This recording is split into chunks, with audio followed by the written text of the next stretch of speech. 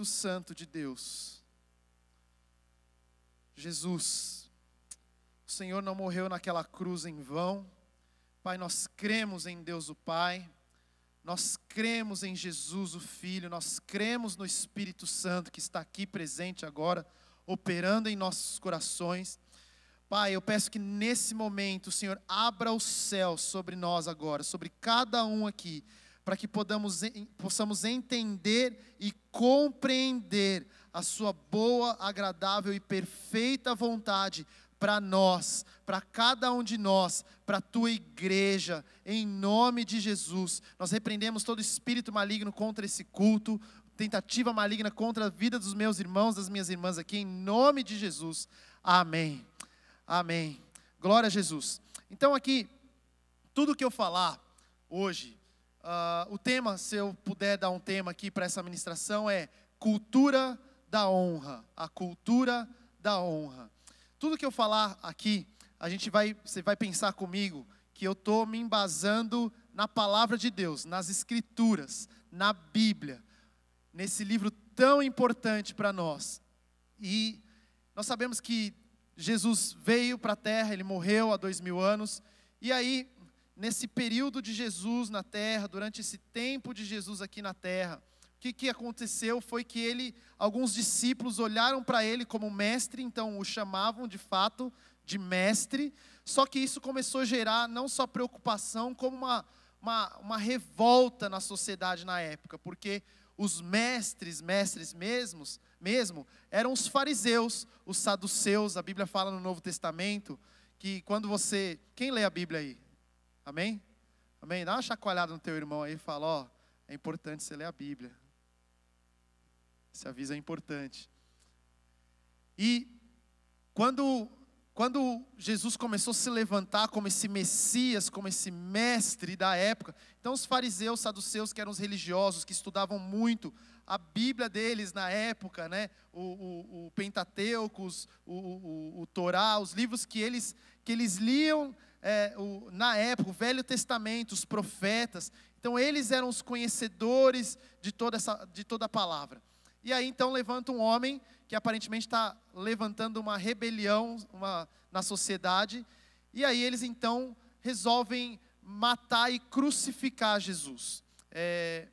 Só que antes disso acontecer, então Jesus ia nas sinagogas, andava com a multidão, você lê lá várias vezes que Jesus então era confrontado por esses caras. Então várias perguntas de Jesus desses fariseus para Jesus na época, tem a resposta, o relato, a grande resposta de Jesus lá para nós, que serve para os fariseus, mas é interessante que está na Bíblia para nós até os dias de hoje. Por que será que está lá? Porque serve para nós como instrução. Então é muito interessante. Então Jesus, uma hora ele é confrontado, o pessoal pega uma moeda lá, mostra, né, o mestre. E esse mestre, eu penso que muitas vezes, de um modo muito, muito cínico, eles perguntam para Jesus. Então, mestre, é certo pagar imposto a César? O que eles queriam? Queriam que Jesus falasse, não, ninguém precisa pagar, porque Deus, o Pai, já perdoou e bababá. Mas Jesus era sempre muito sábio, eu amo as respostas de Jesus. Então Jesus, pede, me dá um denário aí, pega a moeda, mostra, fala, de quem que é essa foto aqui? Ah, é de César. Então você faz o seguinte, meu amigo, você dá para César o que é de César, dá para Deus o que é de Deus.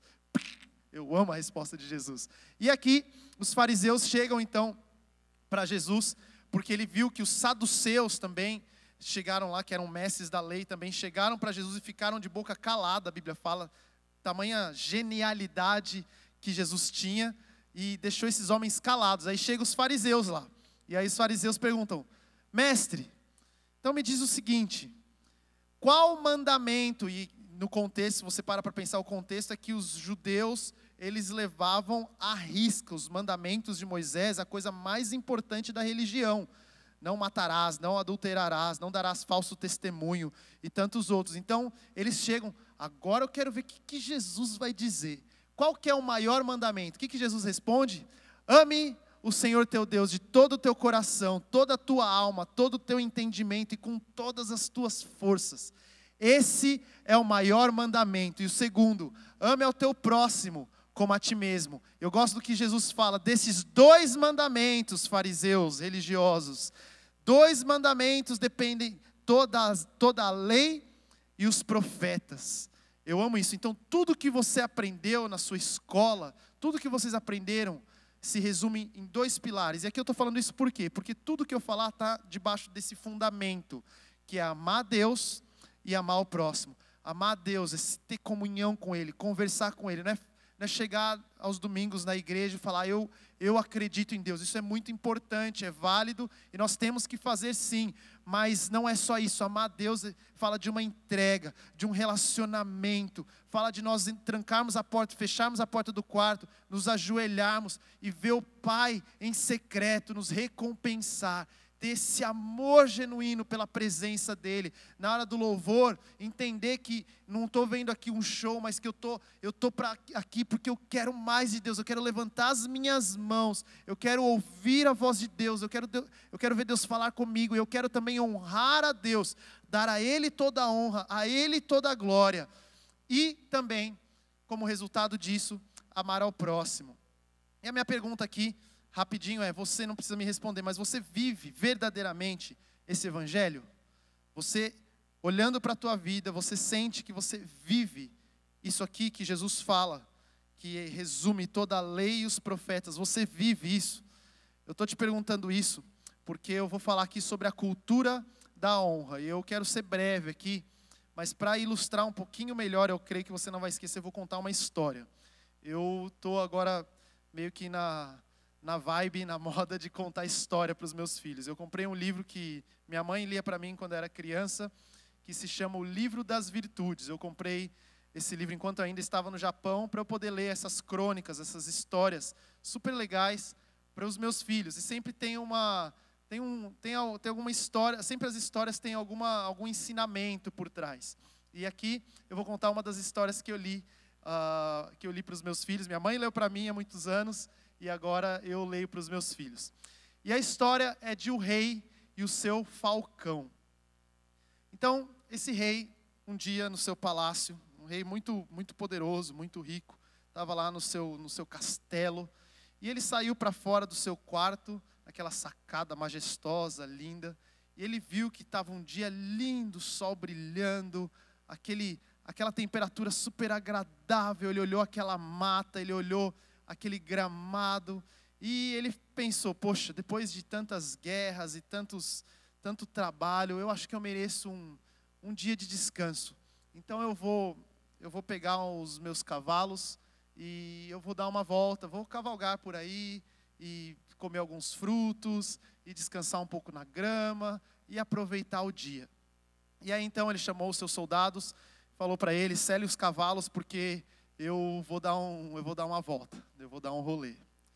E aí ele então sobe no seu cavalo e ele vai cavalgando e caminhando e desfrutando daquele tempo maravilhoso. E aí, com ele, eu não posso deixar de dizer, não posso me esquecer, que estava um grande amigo dele, que era o falcão. Esse falcão andou com ele e ajudou esse rei nas batalhas, e também nos passeios, nas aventuras, nas conquistas, nas derrotas. Esse falcão era um falcão treinado pelo próprio rei, então andava com ele e ajudava muito. E antigamente os reis treinavam realmente o falcão. Agora, essa história não é verdadeira, tá bom? Então já vou falar antecipadamente para você saber que essa história não é verídica. Então é realmente só para ilustrar para você aqui. E aí, então, esse falcão, junto do rei, lá cavalgando e andando, e aí o rei, de repente, reparou que no seu cantil já não havia mais água, ele já tinha cavalgado muito, e estava sem água, e ele já estava com muita sede, os seus cavalos aparentemente cansados também.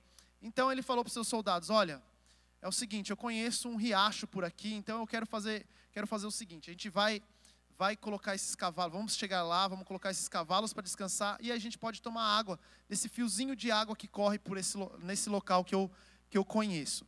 Então o rei guiou seus soldados, falcão, todo mundo junto, até que eles encontraram esse riacho. E aí amarraram os cavalos para descansar, e aí o rei pegou o seu cantil, que já estava vazio, com muita sede agora, ele vai então e coloca o cantil no riacho para encher esse cantil de água. E aí, ele, desfrutando de toda aquela mata, toda aquela beleza, aquela natureza, ele vai colocar o cantil na boca para beber água. Quando ele vai colocar água para beber, de repente chega o falcão e pum! Derruba o cantil. Aí o rei estranhou, o rei não era muito de brincadeira. Ele, esse falcão ficou louco depois de tanto tempo. Eu preciso beber. Ele está vendo que eu estou morrendo de sede aqui e eu preciso beber água agora para voltar para o castelo e ele me apronta essa. Aí o soldado foi lá, pegou o cantil, entregou para o rei. O rei novamente colocou a água, encheu. Ele ia tomar essa água de novo. E quando ele ia colocar na boca, veio o falcão de novo e pá! Derrubou de novo o cantil. Dessa vez o rei ficou muito bravo, porque ele já tinha expressado a raiva dele em relação ao falcão, essa atitude do falcão. E aí, dessa vez, ele já muito nervoso, vermelho de raiva, ele colocou uma das mãos na espada e já disse, se esse falcão vier de novo, ele vai sofrer as consequências. E aí, de novo, o rei, ele vai lá, enche o cantil de água. Quando ele vai beber, o que acontece? Vem o falcão de novo e pá! Derruba. Só que dessa vez, o rei sacou a sua espada e deu uma no falcão. E o falcão caiu lá, mais ou menos assim. E aí, o falcão no chão, de repente, assim que o falcão caiu, eles ouvem alguém gritando, não beba dessa água! Não beba dessa água! E aí, os soldados todos subiram para ver ali nas pedras o que estava acontecendo. Vinha outro soldado com seu cavalo agitado. Fala para o rei não beber dessa água, porque eu vi o que o falcão acabou de ver aqui do alto. E aí o rei perguntou, o que você está vendo aí? Esse soldado, ele disse, olha, tem algum animal selvagem, ele matou uma cobra venenosa aqui nesse fiozinho de água. E essa cobra venenosa está aberta, derramando seu sangue e seu veneno pela água. Se o rei tivesse bebido essa água, ele teria morrido. Então o falcão, no final da história, salvou a vida do rei. A história verdadeira fala que o falcão morreu. Mas quando eu contei isso para minha esposa, ela falou, amor, é muito triste. Então eu vou inventar um outro final. O que aconteceu é que o rei, ele pegou o falcão, depois que viu que o falcão foi um herói, colocou no colo, levou de volta para o castelo, cuidou dele, fez carinho nele, e aí o falcão começou a se recuperar, e eles voltaram a cavalgar juntos e viveram felizes para sempre. Essa é a minha versão da história, que eu achei que ficou um pouco mais feliz, amém? Por que eu estou contando essa história para você?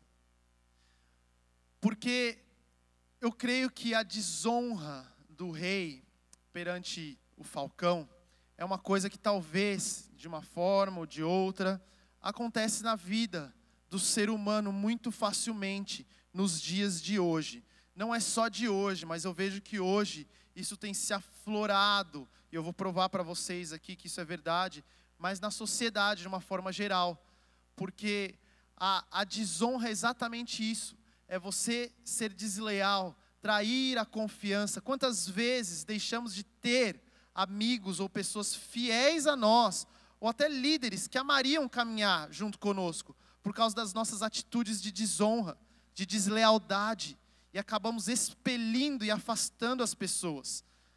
Quantas vezes os homens não desonram o próprio Deus, desobedecendo a palavra?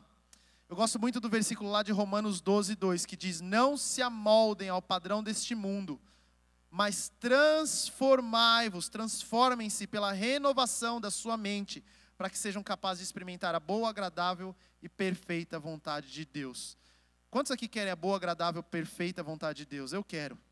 Amém? Só que para isso, a tradução desse versículo, no meu entendimento, é não se amoldem ao padrão deste mundo. O que isso quer dizer? Em outras palavras, nas minhas palavras aqui para você, para ficar um pouquinho mais claro para você. Sabe tudo que o mundo fala, que a sociedade fala, que a mídia fala, que as pessoas falam? Você pega tudo isso e vira ao contrário. Você quer saber o que é não se amoldar ao padrão desse mundo? Vai na contramão de tudo que o mundo fala que é verdade. Isso é não se amoldar ao padrão desse mundo. É isso que Paulo fala para os romanos na época. Imagina a força disso dentro de um império romano. E a carta aqui é para os romanos. Não se amoldem ao padrão deste mundo. Está vendo tudo que César e tudo que esse povo está dizendo que é para fazer?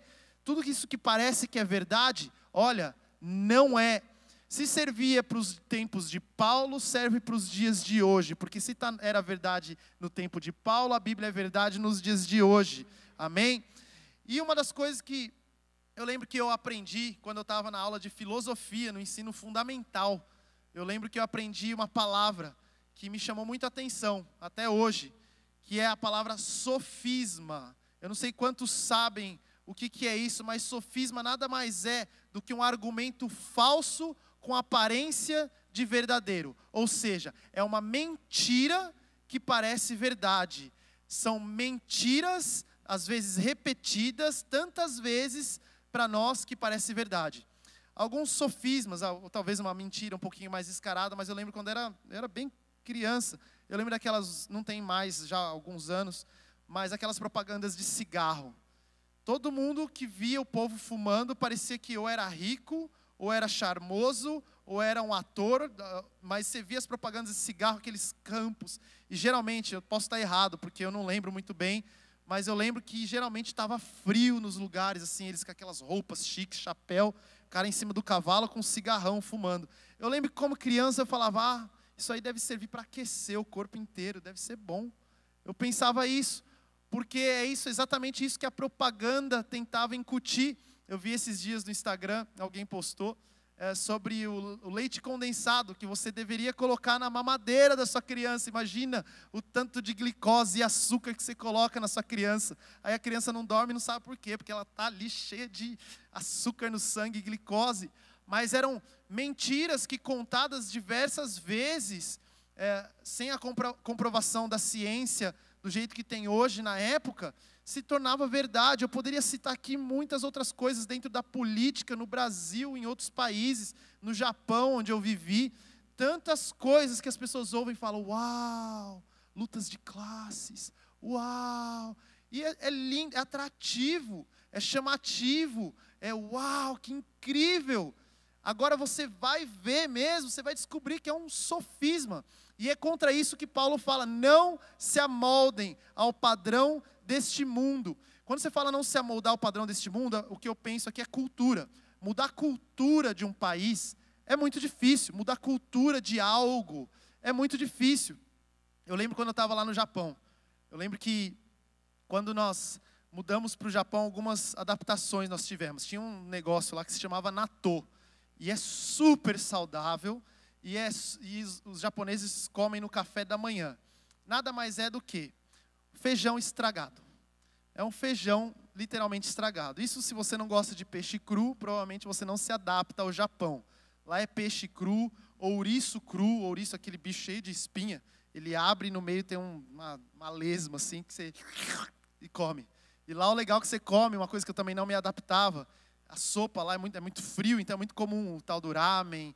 Coisas que agora em São Paulo tá virando moda aqui também. O tal do misoshiro.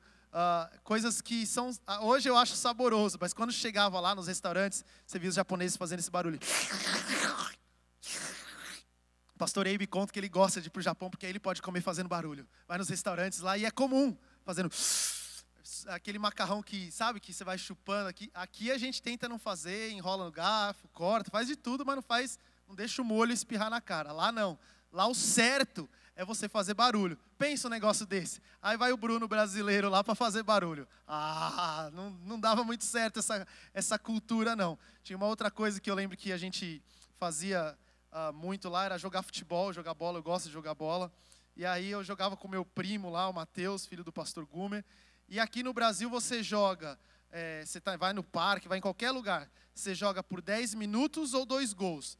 Um dos dois aconteceu, o time que ganha fica, o que perde, sai. É muito comum. No Japão, não. Você ganhou de 10-0, você perdeu, 2 jogos você joga, o restante você sai. 2 jogos você joga, o restante você sai. Pensa numa coisa que deixava os brasileiros uma pilha de nervo, porque era um esforço para ganhar um jogo, e aí você sai, vai para o banco de reserva, descansar. E brasileiro, né, que que gosta de futebol. Outra coisa que acontecia, era interessante, a gente até tentava, falava pra gente, Bruno, para ganhar os japoneses é importante vocês falarem mais baixo e tal. Mas a casa dos brasileiros, o futebol, inclusive, dos brasileiros, jogava brasileiro contra japonês. O japonês tocava bola, fazia gol, quietinho, nem comemorava, não estou exagerando, nem comemorava, para não machucar o time adversário. Eles têm muito esse senso de honra, um com os outros, para não machucar, para não prejudicar. O brasileiro faz gol, meu amigo, pode ser japonês, pode ser quem for do outro lado, mas abraça um ao outro, ganhamos, e aquela festa, aquele barulho. E são questões culturais que já está arraigado dentro de nós. É muito difícil mudar. Fala para o brasileiro, por exemplo, parar de gostar de arroz e feijão. É muito difícil. É difícil você mudar isso na cultura. Alguns sofismas, algumas mentiras que se instalaram em nossa sociedade e que parecem corretos nos dias de hoje. Eu fui, a semana passada ou retrasada, eu levei os meus filhos pela primeira vez no estádio. Quero que eles torçam para o meu time, então estou convertendo o coração deles aos pais, e eles estão caminhando para isso, já caminharam para isso, já chegaram lá, graças a Deus. E eu levei eles para o estádio, e é interessante, porque um mais velho, ele entende já melhor, ele já sabe o que é impedimento, o que é isso, ele tem 7 anos, e já sabe melhor as regras, então era emocionante para ele. Então a gente vibrou muito, o time ganhou, foi muito lindo, foi muito legal, muito gostoso. Mas é interessante a cultura, isso obviamente não é só no Brasil, no mundo inteiro. Mas o juiz, ele pode apitar o que for, e pode apitar certo. Geralmente o juiz apita certo. Agora tem telas, né, para comprovar que o que o juiz está falando, ou para ajudar o juiz a tomar a decisão, para ficar realmente mais precisa a decisão dele, mais correta a decisão dele. Mas não importa o que aconteça, o juiz e a mãe do juiz são sempre desonrados. E é cultural, não adianta. Fala para o pessoal no estádio, ô pessoal, para aí. Está dentro lá dos torcedores, dos brasileiros. É desonra aqui, desonra ali, estimula os jogadores a começar a desonrar uns aos outros. Eu ficava olhando aquilo e falei, cara, que coisa. O mundo todo levado por uma cultura que não é uma cultura celestial. Talvez alguém pense, Bruno, mas aí você está sendo exagerado, você está querendo falar de futebol, de uma torcida e tal. Eu não estou sendo exagerado, eu quero passar aqui o que a Bíblia diz que nós, como cristãos, aqueles que acreditam em Cristo, que acreditam no Evangelho, que eu disse aqui dos fundamentos, aquilo que nós devemos fazer, aquilo que nós devemos pregar. Você pega as redes sociais, por exemplo, pessoas se tornam tão corajosas atrás de um celular, de um computador, para criticarem, para julgarem tudo e todos, sem nem mesmo ter certeza ou profundidade dos assuntos. Então, se quer ver o caos geral, é falar de política, é falar de coisas que as pessoas, de futebol, coisas que afloram o sentimento das pessoas, e as pessoas perderam temor. Eu posso criticar e eu xingo lá, vou lá na rede social do Zezinho e xingo como se eu estivesse na frente. Eu não estou nem aí. Eu estou no celular mesmo, então aqui eu fico um pouquinho mais corajoso, a pessoa não precisa ver minha cara, e se vê também vai ver uma foto. Então as pessoas se tornam corajosas. Então as redes sociais trouxeram muitas coisas boas, com certeza. A internet trouxe muitas coisas boas, mas trouxe muito lixo, muita coisa que já estava incutida, algum mal que já estava incutido, e acabou trazendo à tona. Isso é terrível, pessoas não medem palavras para falar do presidente, do ex-presidente, e seja lá quem, as pessoas não estão nem aí, o que elas querem é proclamar o ódio. Mas ele falou isso, mas não tem cabimento isso, mas não é cristão isso. E a honra?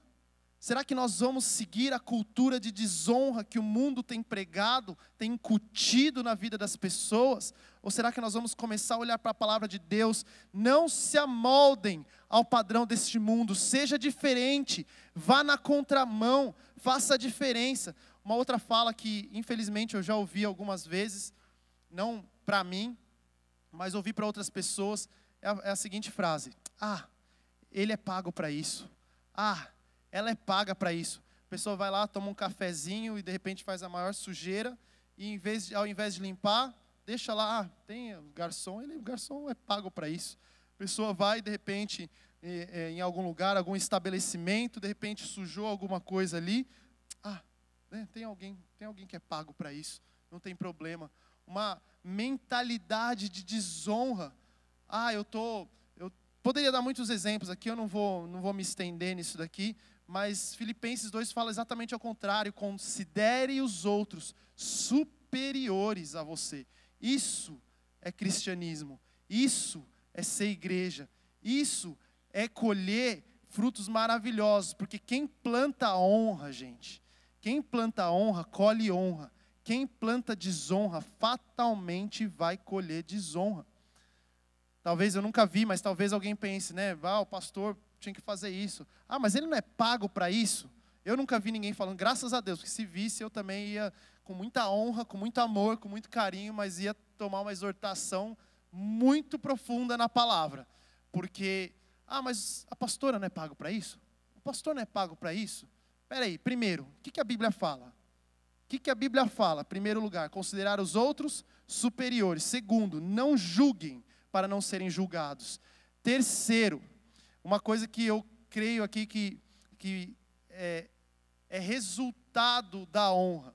Hoje, o pastor Cleiton é o pastor titular dessa igreja. Antes do pastor Cleiton, o pastor Gumer era o pastor titular.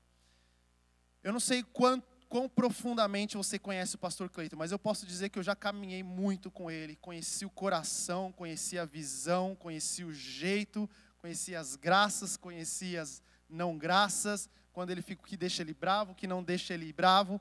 Eu caminhei com o pastor Cleiton. E às vezes a pessoa olha o pastor Cleiton hoje aqui na frente e fala, esse aí deu sorte. Às vezes olha o pastor Cleiton pregando, poxa, ele é eloquente, que bênção, que privilégio ter nascido assim. Inclusive, quando eu for receber oração, não quero de mais ninguém, só do pastor Cleiton. Porque as pessoas olham para ele e veem já algo pronto. Só que não foi sempre assim.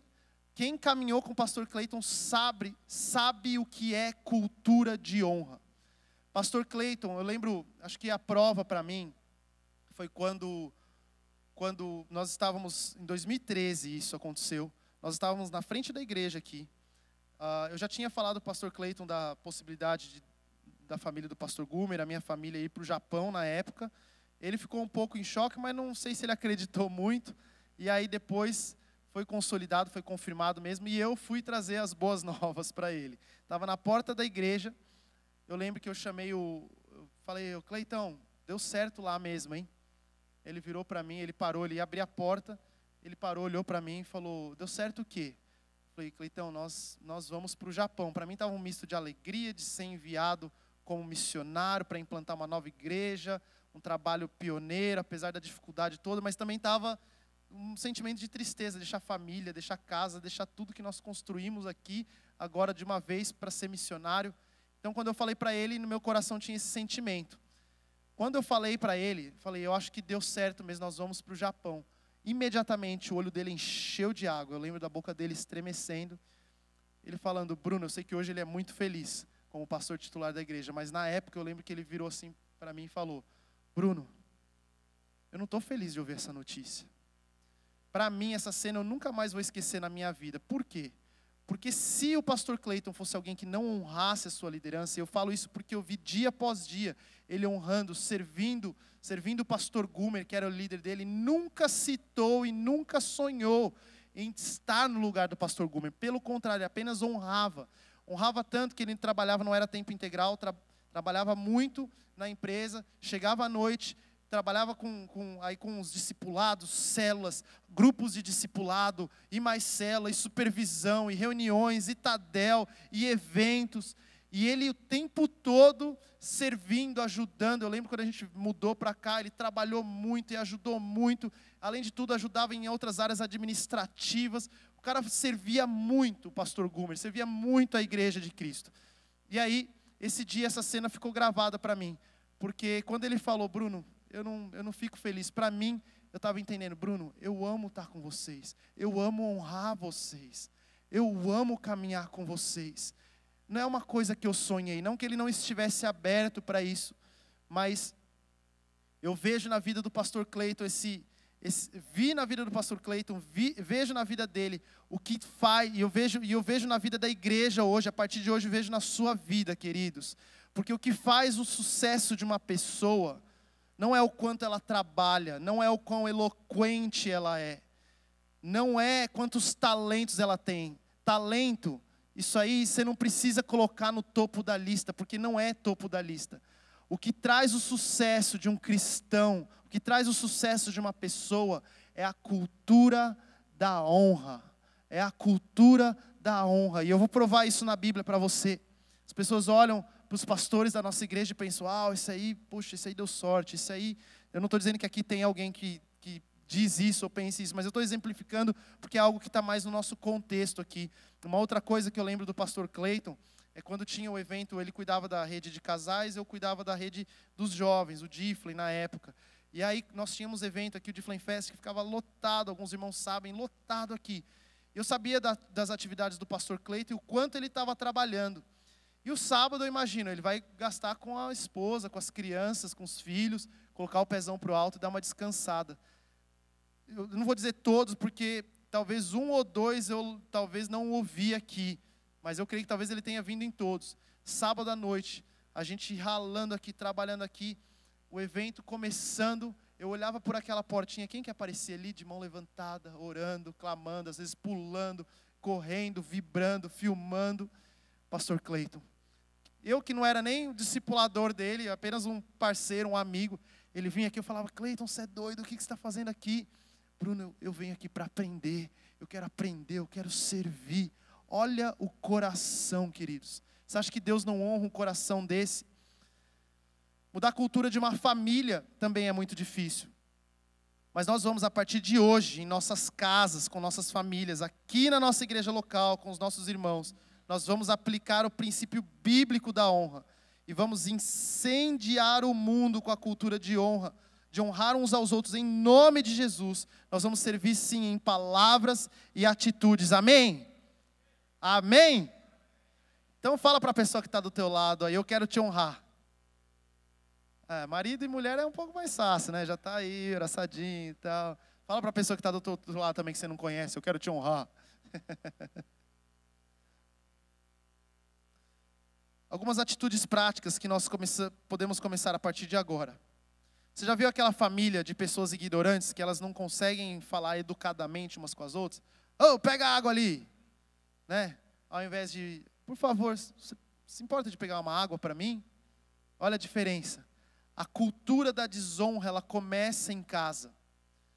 E uma das coisas que eu tenho aprendido, eu li há pouco tempo a respeito disso, existe no Brasil algo que se chama de analfabetismo funcional. O que é isso? São pessoas, analfabetismo todos sabemos, né? São pessoas que não leem, não escrevem. Mas o analfabetismo funcional, apesar de existir o analfabetismo ainda, mas o funcional, o que é? São pessoas que se formam em faculdades, elas têm o diploma, mas foi feito um teste e um texto para essas pessoas lerem e interpretarem. Mas as pessoas leem, mas não conseguem interpretar o que estão lendo. Isso, pessoas formadas em faculdades. O que eu quero dizer com isso? Poxa, Bruno, eu não estudei nem até a 6ª série. Eu não estou dizendo que isso é problema. Estudar sempre é muito bom, muito importante. Mas eu não estou dizendo que isso é problema, é muito menos pecado. Mas pelo contrário, o que eu estou querendo dizer aqui, enaltecer, é que na nossa cultura é comprovadamente, é um fato, que nós não sabemos nos comunicar. Porque comunicação, isso é muito importante. Casamentos são restaurados com essa revelação. Se comunicar bem não é ser eloquente, não é ter feito um curso de coaching, falar em público. Isso não é se comunicar bem. Isso pode ajudar, mas se comunicar bem é você conseguir transmitir aquilo que você quer, mas que a pessoa certamente tenha entendido. Ou seja, o fato de você só falar, mas eu falei para ela. Quantas brigas não acontecem por isso? Eu falei para ele, eu falei para ela. Peraí, você falou, mas a pessoa entendeu?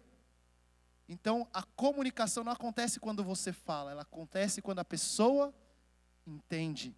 Isso é chave dentro de qualquer ambiente profissional. Você vê, às vezes, famílias brigando por conta de todo mundo com o mesmo objetivo, marido e mulher com o mesmo objetivo, mas não consegue entrar num consenso. Por quê? Porque não sabe se comunicar. Às vezes está brigando, falando a mesma coisa. Já viu esse tipo de briga? Aí no final da briga, está tão acostumado com a cultura de desonra, com a cultura de briga, com a cultura de briga, que aí depois no final da briga, é verdade, mas é isso que eu estava querendo dizer. É isso que você está querendo dizer? Eu também. Aí um honra o outro, né? Mas essa comunicação é importante, aprender a ser educado, e não tem problema em exagerar. Por favor, amorzinho, eu brinco tanto com a Beth fazendo isso, amorzinho do meu coração, você não pega um copinho de água para mim, que eu estou aqui agora, trabalhando e não sei o quê. Às vezes ela já está perto do bebedouro, e aí eu exagero, e a gente já dá risada um com o outro, mas eu prefiro exagerar, implantar a cultura de honra dentro da minha casa do que uma cultura de desonra. Famílias que os pais não se humilham diante dos filhos para pedir perdão. Você já viu isso? Aprender a humildade, queridos, isso é algo simples e essencial para qualquer relacionamento. Dentro de família, o pai erra também, a mãe erra também.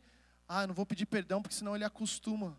Gente, a humildade, a palavra fala, Mateus 5, bem-aventurados humildes, bem-aventurados mansos, porque eles terão a terra por herança. Você quer que sua família prospere, cresça em todos os âmbitos?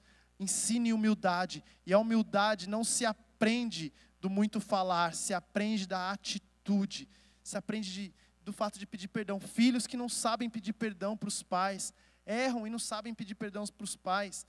Filhos que viram os pais desonrando um ao outro e agora fazem o mesmo com os seus pais, com seus irmãos, com amigos.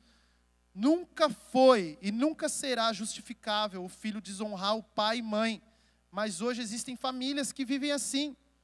Esqueça, porque muita gente usa o passado como desculpa, mas sempre foi assim. Mas meus pais me tratavam assim, meus pais tratavam uns aos outros assim. Esqueça o passado, a palavra de Deus fala que Deus esqueceu do seu passado. Ele não se lembra mais, quanto mais a gente ficar lembrando do nosso passado. Não tem cabimento isso. Agora, o que nós devemos fazer é entender, poxa, tem uma nova vida, tem um jeito novo, tem uma cultura nova, eu vou aplicar isso. Famílias em que o marido e a esposa vivem como dois conhecidos dentro de casa, acabou o romance, acabou aquela ideia de, quando no início lá do namoro, o chaveco rolava solto e não acabava, mas depois casa, e aí fica como dois estranhos, às vezes dentro de casa. Bom dia. E aí, beleza? Legal? Queridos, a cultura da honra. Seja o primeiro a se humilhar. Eu e a Beth, a gente tem essa brincadeira, a gente aprendeu com o pastor Eiber, a pastora Andréia, mas ser o primeiro a se humilhar, né? Quem se humilha primeiro é o mais humilde, né? Você falou às vezes de um jeito que não era para ter falado, ou falou alguma coisa que talvez não precisava ter falado com o filho, seja lá com quem for, de repente, não tem problema, passou aquele sentimento às vezes de angústia, de raiva, sei lá do que o diabo coloca lá, perdão, me perdoa, eu não quero falar, eu não quero te tratar assim, eu sei que isso te machuca, eu não quero machucar o teu coração, me perdoa. Abraçar, o toque físico, será que é tão difícil se humilhar para ser o primeiro a fazer isso? A cultura da honra começa em casa. A mudança que o mundo precisa começa nas casas. Não é com a política, não é com o governo. As pessoas colocam esperança na melhora da economia. Não é isso. A reforma, o avivamento que nós precisamos começa dentro de casa. A cultura da honra começa dentro de casa. Presta atenção nisso. Quem não honra pai e mãe, não vai honrar ninguém nunca. Vou falar uma coisa para os solteiros. Quantos solteiros tem aqui? Quantos querem casar? Levanta a mão. Amém. Timidamente, alguns levantaram a mão aí. Eu creio que tem mais solteiros aí. Eu não vou fazer pegadinha não, muito pelo contrário. Mas antes de casar, eu quero fazer uma recomendação grande aqui. Pega isso como um tesouro, algo precioso para você. Antes de casar, por favor, olhem bem como seu namorado, como sua namorada, o seu futuro namorado, futura namorada, como eles tratam os pais. Olha como ela trata os pais, olha como ele trata os pais. Pode ter certeza que da mesma forma que ela trata os pais, ela vai te tratar. Da mesma forma que ele trata os pais, ele vai te tratar. Mas eu não me dou bem com a minha mãe. Mas eu não me dou bem com meu pai. Meu pai tudo bem, mas minha mãe... Pode ter certeza, da mesma forma que eles tratam os pais, você vai colher esses frutos dentro do seu casamento. A Bíblia é clara sobre a maldição na vida do ser humano quando não existe honra. Olha lá o que diz em Provérbios 3:35. E aqui está o resumo de praticamente tudo que eu falei. Vamos ler junto isso daí? A honra é a herança dos sábios, mas o Senhor expõe os tolos ao ridículo. Vamos ler de novo, agora mais forte. A honra é a herança dos sábios, mas o Senhor expõe os tolos ao ridículo. Esse versículo aqui, eu não sei para você o que gera, mas para mim dá um temor muito grande, porque fala da honra, ela é uma herança. Se é uma herança, é algo poderoso, é algo maravilhoso. É a herança dos sábios, uau, quer dizer que eu sou sábio quando aplico a cultura da honra, mas o Senhor expõe os tolos ao ridículo. O que é os tolos aqui? Aqui nós estamos num contexto que se fala de honra. Provérbios, em muitos versículos, Salomão fala muito de honra. O tolo é aquele que desonra. Esse é o tolo, é o louco, em outras versões usa esse termo. É aquele que desonra. Então se você colocar aqui, mas o Senhor expõe aquele que desonra ao ridículo. Queridos, isso aqui é algo importante para você entender, porque o sucesso de todo cristão, de todo mundo que conhece a Jesus, todo cristão, o sucesso de todo cristão obrigatoriamente passa pela honra. Não tem como. Você quer ter sucesso? Você olha para a vida do pastor Cleiton, que eu falei que quer ter sucesso. Olha para a vida do pastor Aías, a pastora Vanessa. Você se inspira nisso? Ou talvez tem outra pessoa que você olha e se inspira. Você vê, uau, ele conseguiu. Como será que ele conseguiu? Olha a vida dos nossos líderes, o pastor Eibe, a pastora Andréia. Olha a vida dos nossos líderes, o pastor Gumer, a pastora Márcia. Como que eles conseguiram? Você vai olhar lá dentro da casa deles. Eu falo isso porque eu convivo com eles praticamente semanalmente, vendo tratamento marido, mulher, filhos. O sucesso não vem de repente, queridos. É um abrir mão muitas vezes, mas é mais do que isso. É uma revelação. A partir de hoje, eu vivo dentro de uma cultura de honra. O mundo vai dizer ao contrário, as novelas vão dizer ao contrário, as vontades vão ser ao contrário, o meu chefe vai me proporcionar o contrário, eu vou talvez ter aquela ira, mas a palavra fala, ireis, mas não pecais. Vai acontecer, você vai passar por luta, mas não peque, não desonre, porque quem desonra colhe fruto de desonra, e isso é vergonhoso. É que em Provérbios diz, expõe aquele que desonra ao ridículo. Efésios 6, o versículo 2 e 3, você pode colocar aí para mim no telão. Honra teu pai e tua mãe. Este é o primeiro mandamento com promessa, para que tudo te corra bem e tenhas longa vida sobre a terra. Eu lembro que quando eu estava indo para o México uma vez, peguei uma turbulência no avião tão terrível, mas tão assim, assustadora, que tinha mexicano lá gritando em espanhol, cada um na sua língua, muita gente assustada dentro do avião, e o avião chacoalhando aquelas... Porque às vezes aquela turbulência de São Paulo, às vezes tem muita nuvem, né? É até gostosa, né? Mas tem aquela turbulência que... Parece que o avião está... Parece que você está num parque de diversão. E é horrível, não sei quem já passou por isso. Eu já passei acho que 2 ou 3 vezes por isso. É muito ruim, 2 vezes, para ser exato. A outra era um aviãozinho de hélice que eu não estava acostumado, que dava, mas depois eu descobri que ele era normal para o aviãozinho de hélice, que eu pretendo não andar mais. Não, estou brincando, eu não tenho problema com isso. E até o motivo que eu não tenho problema é esse. Quando eu li esse versículo, honra teu pai e tua mãe, esse é o primeiro mandamento com promessa. Eu comecei a pensar no meu passado, comecei a pensar no meu presente. Eu dei muito trabalho para os meus pais, eles estão aqui até para provar. Mas se tem uma coisa que eu procuro no meu coração diante de Deus, é honrar os meus pais. É honrar o meu pai, é honrar a minha mãe. E aqui é interessante porque algumas pessoas, mas meus pais já faleceram. Mas... meus pais nunca me honraram. A Bíblia não fala que se teu pai e tua mãe te honram, você deve honrar. Não, honra teu pai e tua mãe, para que te prolonguem os teus dias na terra. E é interessante, depois dessa turbulência eu comecei a ficar com um pouco de receio dentro do avião. Mas eu li esse versículo. Aí eu comecei a pensar, falei, quer saber? Avião nenhum vai cair comigo, eu tenho vida longa na terra. A palavra me garante, é certeza que eu vou viver muito, não tem doença, não tem avião, não tem nada que vai me matar antes da hora. Porque é bíblico, está na Bíblia. Eu creio na palavra de Deus. Eu creio naquilo que Deus fala que é verdade, não naquilo que o mundo diz que é verdade. Ah, mas caiu um avião, não sei, não é, para mim não é verdade. Não vai acontecer. Eu honro pai e mãe. Isso então, quando eu entro no avião agora, às vezes vou com os meninos que têm um pouquinho de medo do avião, começa aquela turbulência, aí eu olho para eles, dou aquela piscadinha e falo, tá comigo. Tá comigo, você não vai morrer não, meu amigo, porque eu tenho vida longa nessa terra. Você tem vida longa nessa terra, não tem doença, não tem mal nenhum que vai te atingir, a não ser que você queira morrer cedo. Mas aí é você e Deus, eu não quero entrar nessa teologia. Um outro versículo, em Romanos 13, versículo 1 e 2. Presta bem atenção nesse versículo que eu só vou ler uma vez. Todos devem sujeitar-se às autoridades governamentais. Não sou eu falando, é a Bíblia. Todos devem sujeitar-se às autoridades governamentais, pois não há autoridade que não venha de Deus. As autoridades que existem foram por Ele estabelecidas. Portanto, aquele que se rebela contra a autoridade está se colocando contra o que Deus instituiu. E aqueles que assim procedem trazem condenação sobre si. Olha isso, gente.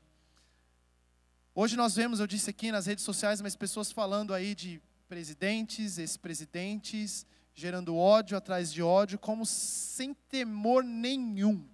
Será que nós cristãos devemos entrar nessa moda, nessa vibe que roda o mundo inteiro de desonra? Pessoas que falam absurdos. Eu fico pensando, cara, a pessoa pode ter cometido o mal que foi. Quem sou eu para julgar? A palavra fala, com a mesma medida que você julgar, você vai ser julgado. Será que eu realmente preciso julgar as pessoas da minha família? Será que eu preciso julgar a desonra? Ouve isso, se você, eu ia dizer isso, mas se você esquecer tudo que eu falei e lembrar disso, eu acho que isso já é uma revelação muito grande no nosso coração. A desonra traz maldição em todas as áreas da vida. A desonra, os dois pilares, a desonra a Deus, a desobediência a Deus, isso nós sabemos, nós temos aprendido aqui domingo após domingo, a desobediência a Deus e a falta de honra ao próximo. Você pode ter certeza, se você plantar isso, você vai colher. Mas o poderoso é que se nós plantarmos honra, e o que Deus olha é o coração, talvez até hoje você tenha tido algumas atitudes aí que mostrou um pouco de desonra. No teu coração você decidiu, Senhor, me perdoa do meu passado. A partir de hoje, a cultura da minha casa é cultura de honra. A cultura da minha fala em relação à igreja de Cristo, que o Senhor sofreu e morreu por ela. A minha fala em relação aos pastores vai ser de honra. A minha fala em relação aos meus amigos de trabalho vai ser de honra. Vai ser de honra. Queridos, chega um ponto que a sua fé é tão grande, e eu estou vivendo isso, eu creio, que a crítica, muitas vezes fala, mas é crítica construtiva. Eu não estou dizendo que você não precisa e não pode criticar, mas o elogio molda mais o caráter do que a crítica. Se você tem boa intenção, por que eu estou dizendo isso? Porque é fé, às vezes você não está vendo. Nós temos reunião de feedback aqui com o louvor, está aqui alguns do louvor para comprovar, e às vezes o povo fica bravo comigo, Bruno, mas tal pessoa errou a nota, você precisa falar. Não vou falar. Eu não vou falar porque eu tenho fé. Primeiro, eu tenho certeza que a pessoa já sabe. Deus já deu talento para ela, a pessoa já sabe. Segundo, eu creio que falar das coisas positivas na vida daquela pessoa vai trazer mais benefício celestial por causa da fé que está no meu coração, vai ativar a fé no coração dela. E aquele potencial que está ali, às vezes, enrustido ou está, talvez, começando a florescer, vai florescer de forma genuína por causa da fé que está no meu coração, da fé que está no teu coração, queridos. A honra traz privilégios incríveis. Olha a vida de Jó. Jó, ele disse uma coisa muito forte, ainda que ele me mate, falando de Deus, ainda que Deus me mate, nele eu esperarei, nele eu confiarei, ainda que eu sofra, nele eu não vou falar mal dele. Jó sofreu muito, perdeu sua família, perdeu seus amigos, os melhores amigos que deveriam ajudá-lo, começaram a julgar, criticar, dar instruções que às vezes não eram cabidas, e começaram a falar com ele. O livro de Jó é um livro extenso, só falando disso. E Jó, ele disse, ainda que ele me mate, gente, vocês podem falar o que for, eu não vou desonrar a Deus. Eu não vou desonrar aos meus irmãos. Eu não vou desonrar ao próximo. Jó 42, versículo 12. Olha o que aconteceu na vida de Jó. E assim abençoou o Senhor o último estado de Jó, mais do que o primeiro. Pois teve 14.000 ovelhas. Fala de toda a riqueza que Jó teve aqui. 6.000 camelos, 1.000 juntas de boi, 1.000 jumentas. Também teve 7 filhos e 3 filhas. E chamou o nome da primeira filha Gemina, e o nome da segunda Késia, e o nome da terceira Queren Apuque.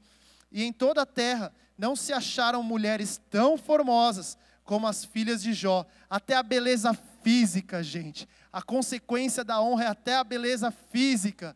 Fala aí para a pessoa que está do teu lado, você vai ficar bonito. Você vai ficar bonita.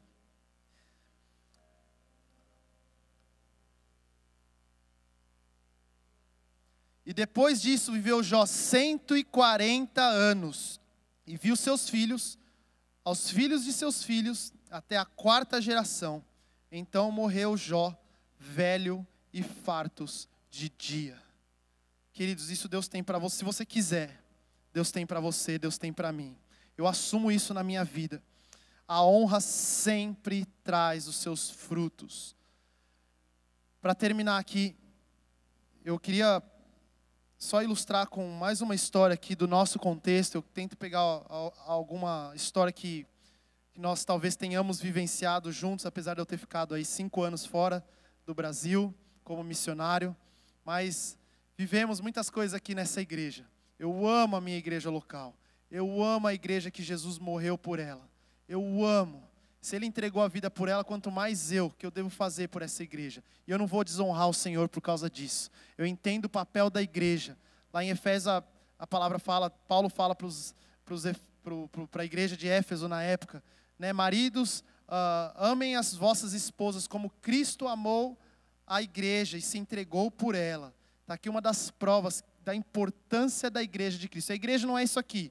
Não é vir aos domingos, que é muito importante também, assistir a palavra, o louvor, isso é essencial, é muito importante. Mas a igreja é a igreja de segunda-feira, quando nós nos encontramos lá no Life Group, quando nós nos encontramos, oramos uns pelos outros, quando nós honramos uns aos outros, dessa forma nós honramos a Deus, dessa forma nós damos toda a honra, toda a glória a Deus, porque a instituição em si não quer dizer nada, mas a igreja que Cristo vem buscar, é aquela igreja limpa, sem mácula, sem ruga, é a igreja vibrante, que vive essa vida de honrar uns aos outros, honrar a Deus.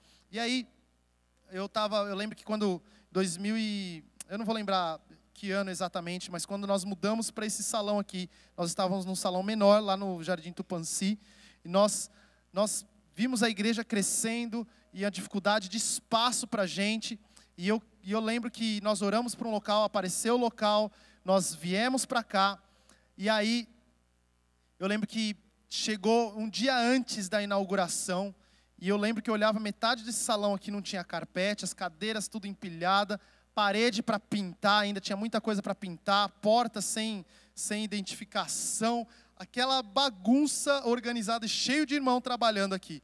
Eu lembro do pastor Du, especificamente, era um dos que eu estava ajudando mais aqui no som, colocando som, cabo e tal.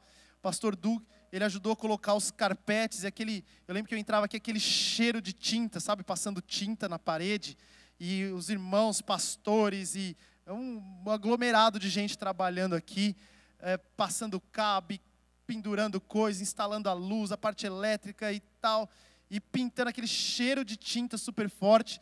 E entrava como se não bastasse aquele cheiro de cola mesmo, sabe? Que você, para colar o carpete, e eu lembro do Du especificamente colocando esse negócio, cheirando aquela cola o dia inteiro. Brinquei de manhã, por isso que ele é assim, cheirou muita cola no dia da inauguração aqui. E aí eu lembro que já era 2:30 da manhã, se eu não me engano, talvez 3 da manhã. Eu estava exausto, que foi a semana inteira trabalhando, ralando, e final de semana ajudando aqui. Eu lembro que eu ia ministrar louvor no outro dia, então eu pensei comigo, quem é músico sabe, você não guarda a sua voz, você forma calo, prejudica a voz, então tem que ter um certo cuidado com a voz, quem canta especificamente. Então eu já estava com aquele cheiro todo aqui, aquele pó de todo lado. Eu falei, quer saber, eu vou sair e eu vou descansar, porque amanhã eu ministro louvor, eu preciso estar inteiro, os irmãos vão esperar de mim, eu preciso estar inteiro. E aí 2:30, 3 da manhã saindo, eu cheguei naquele hall de entrada que os irmãos passaram para entrar aqui. E aí eu passo por lá, quem que está lá ajoelhado, com uma chave Phillips na mão, colocando espelhinho por espelhinho. E agora eu vou revelar quem colocou os espelhos de tomada da nossa igreja. Eu cheguei ali, o pastor Gumer, 3 da manhã, ajoelhado, colocando uma por uma. Ele não me viu. A hora que eu olhei, eu ia sair, a hora que eu olhei para ele, eu vi ele colocando os espelhinhos, eu virei ao contrário, voltei aqui para o palco e comecei a trabalhar de novo, pedindo um coração. Deus, me dá um coração que te honre dessa forma, que se preocupe menos comigo e considere realmente os outros superiores ao Senhor. Queridos, às vezes alguém está me ouvindo aqui e fala, mas isso é muito difícil. Mas como é difícil. Querido, sabe por que é difícil? Porque você fala que é difícil. Porque se você começar a agir entendendo, não é difícil. Porque não é de mim mesmo. O poder dele se aperfeiçoa na minha fraqueza. Eu posso fazer. Agora eu preciso começar a fazer. Eu preciso agir por fé, não por vista. Eu queria convidar você a ficar de pé. E você que realmente deseja, do fundo do coração, você deseja a partir de hoje, começar a ajudar na implantação do reino de Deus. Começar a ajudar nessa implantação da cultura de honra. Eu sei que é um assunto muito extenso e talvez hajam até dúvidas aqui. Mas eu quero aproveitar esse momento aqui. E você que deseja estar imerso nessa cultura de honra, viver verdadeiramente a igreja de Cristo, eu quero que você levante suas 2 mãos. Eu vou orar com você, eu vou orar por você. Aleluia, Jesus. O Senhor está vendo essas mãos levantadas aqui. Eu não posso fazer nada pelos meus irmãos, porque eu sou só um homem comum, mas o Senhor é poderoso. O Senhor é poderoso para curar, para restaurar, para fazer, para inspirar. Espírito Santo, o Senhor está vendo essas mãos levantadas aqui. Eu não tenho nem como contar todas as mãos levantadas, mas o Senhor conhece o coração de cada um. Pai, a partir de hoje eu peço que seja quebrada uma cultura de desonra e a cultura de honra estabelecida nas casas, Senhor, nas famílias, com os filhos. Espírito Santo, o Senhor é poderoso. O Senhor conhece o coração, o Senhor sonda e conhece. Pai, se não havia honra, eu declaro agora, haja honra. Da mesma forma que o Senhor, quando criou o céu e terra, o Senhor disse, haja luz. Eu declaro agora, haja luz de Cristo. Senhor, que essa cultura de honra possa se espalhar. E onde abundou o pecado, onde abundou a desonra, superabunde a graça. Exceda a honra, Senhor. Ajuda-nos a sermos apaixonados por te honrar, por honrar ao próximo. Em nome de Jesus, eu declaro a bênção do Senhor sobre cada um dos meus irmãos aqui, em nome de Jesus, para a tua honra e para a tua glória. Amém.